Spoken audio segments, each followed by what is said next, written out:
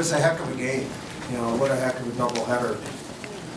Yeah, these four programs, the Georgia Dome, yeah, it's terrific. Yeah, this concept has been amazing. The Garden last year and Georgia Dome this year, and top quality play. I thought we were in a very difficult game. I mean, Kentucky's so athletic, and they're good. And I think we're good. You know, we had to manage foul trouble with Mason, and I thought Josh Hairston's play was really critical. His two offensive rebound buckets were really big. In the first half, Quinn Cook really gave us a lift. You know, he scored in transition. It was kind of difficult for us to score in the half court in the first half. And we got some rebounds, and he really pushed the ball up the court and got some early threes and got us to the foul line. Then in the second half, I thought Seth's play was, the key factor. You know, he's been hurt, so he hasn't practiced very much.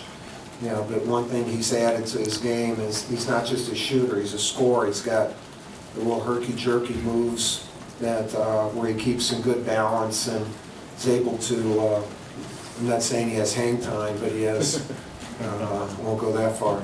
But he's got a way of making a guy commit. And he was able to, really, not many people can do that. You know, I mean, he's put a lot of work in his game. That's why I'm so down about the fact that he's been hurt, because he's primed for, I think, an amazing year, and he had an amazing game tonight. Down the stretch, we were real good and didn't commit turnovers and hit free throws and closed the game out well. So I'm proud of our team. We beat an outstanding team and obviously one of the great programs. Any questions for either one of us? Mike, on Quinn, he did not play as much the other night. What was different about the way he played tonight that you were able to rely on so much? Well, I thought he really played with assertiveness. You know, he pushed it. He played really good defensively, and we're looking at different ways to play because of his injury, because of Seth's injury. So having him start out, and then Tyler usually gets the toughest defensive assignment, and Rashid's been playing really well. We just, that's a good way to do it. You're not going to do anything with Ryan and Mason. And but Quinn would be like a sixth starter, or he could start like he started the second half. But he really asserted himself, and he's had a great week of practice. And he has to keep going on. How much does playing a game like this Mike, did you hear about John Calipari's halftime comments?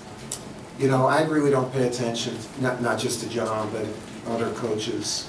So really, I don't really care what anybody He said that Duke's flopping all over the place, that if they were the NBA, they'd be getting fined. No, I mean, he has the right to say whatever he wants. I thought we took some amazing charges and probably could have taken, I thought we had taken a couple more. There's a difference between a charge and a flop. A flop means you don't take any contact. And I would hope that anybody who watches the game would say that our kids really played outstanding defense and were there to take charges. And we don't make any money, so we can't be fined. Mike, how does playing an opponent like that, an atmosphere like this, help your team this early in the season? Well, I think it helps all four of these teams tonight to play in this atmosphere. I mean, how many teams get a chance to play in this atmosphere?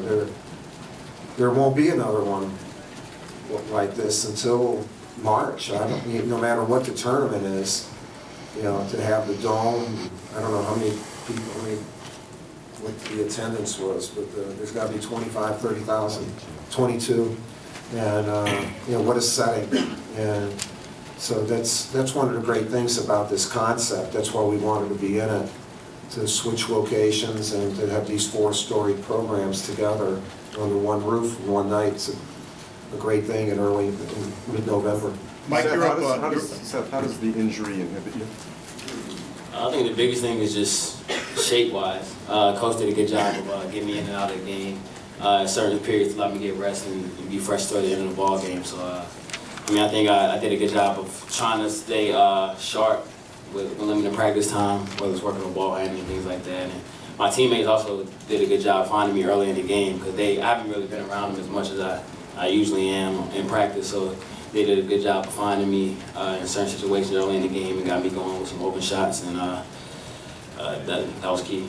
Mike, you were number 5. Olson was kind of a hero out of nowhere in Kentucky's first game. It looked like you guys attacked him, you in particular.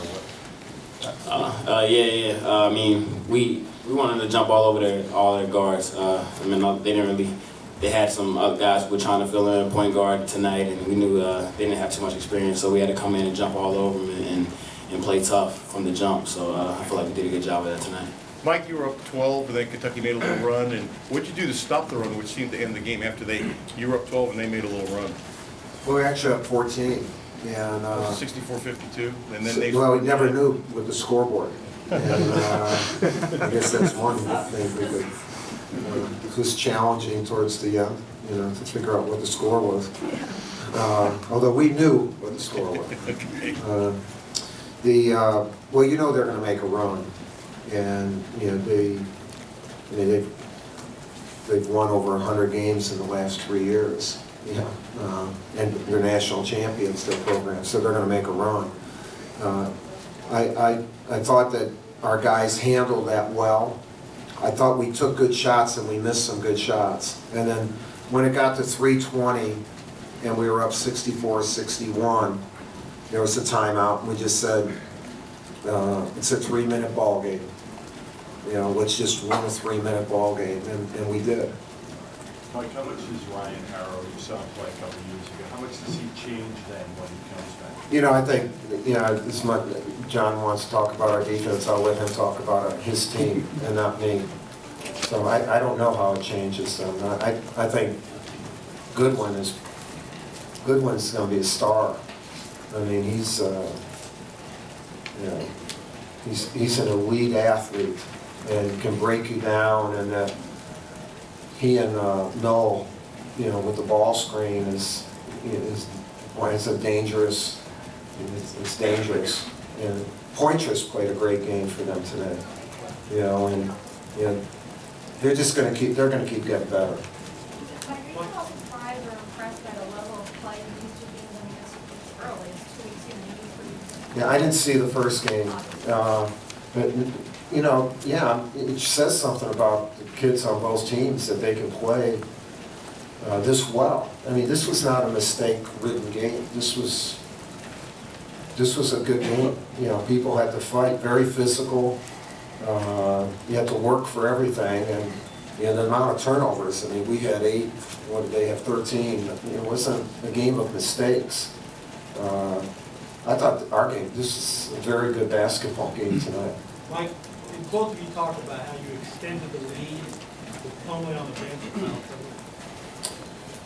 Well, we had threes, and Josh had got those 2 offensive rebounds, and we had some defensive stops. We just got hot there. Where all of a sudden it was 6 and 14, and in a game they're going to come back and probably have a similar run, and they did. And then all of a sudden it was back to 3 points, and who's going to win? Seth, okay, so yeah, go ahead. I thought we had more spacing when Mason's out of the ball game.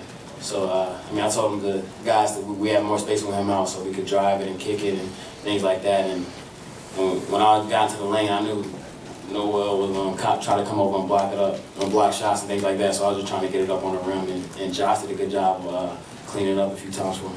Yeah, that was a good point, just about the spacing. And we came down with about, I think, a 10-point lead or an 8-point lead twice in transition, and Rasheed took one and just said, block my shot.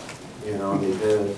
And then Quinn tried to go in real hard, and really there was space. We should have gotten better shots. That's when I was a little bit concerned that we weren't being smart. We had an opportunity to get 2 big buckets, and we did. But then we started doing well after that. Mike, does having veterans in a game like that, you think give you an advantage?